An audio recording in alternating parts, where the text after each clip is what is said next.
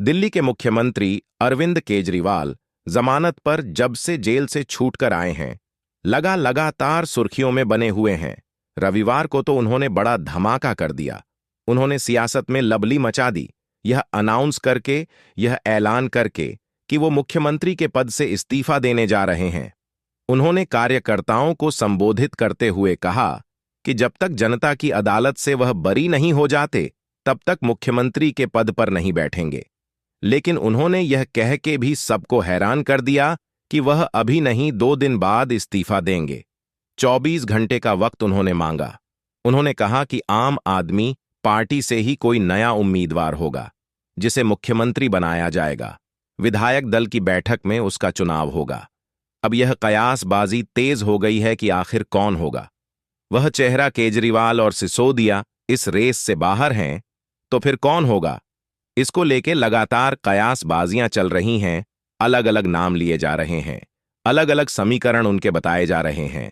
लेकिन केजरीवाल ने यह जो मास्टर स्ट्रोक चला, पूरी जो नैरेटिव उन्होंने बदलने की कोशिश की और 48 घंटे का वक्त जो उन्होंने अनाउंस किया, उसको लेके भी कई तरह की बातें कही जा रही हैं।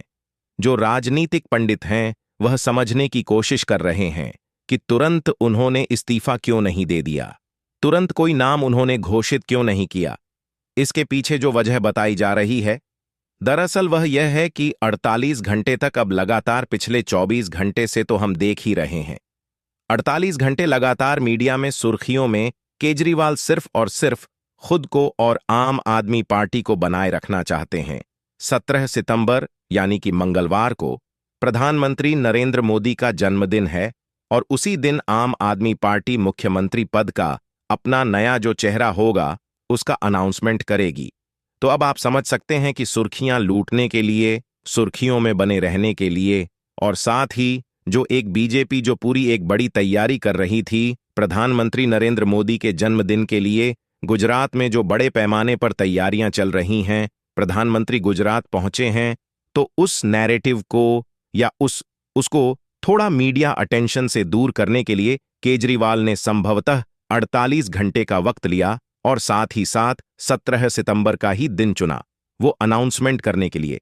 अब आप सोचिए, 17 सितंबर को सुबह से ही जो कयास है वो और तेज हो जाएंगे, जो अभी से ही चल रहे हैं, और उसके बाद फिर बैठक होगी, उसमें अनाउंसमेंट होगा, फिर जो नया चेहरा होगा उसके बारे में तमाम चर्चाएं शुरू होंगी कि उनको क्यों चुना गया, क्या गणित है, उसके पीछे वो चेहरा कौन होगा। ये तमाम जो बातें हैं, तमाम जो थ्योरी जज हैं, वो दिन भर चलती रहेंगी।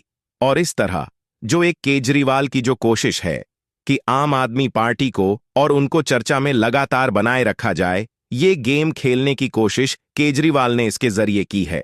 तो नैरेटिव सेट करने के मास्टर माने जाते हैं अरविंद केजरीवाल। आपको याद होगा किस तरह जब चुनाव प्रचार के लिए उनको एक अंतरिम जमानत मिली थी, वह बाहर आए थे तो योगी को बीजेपी हटा देगी, यह एक शिगूफा उन्होंने छोड़ दिया था, और कैसे पूरे चुनाव में उसको लेके लगातार चर्चा चलती रही।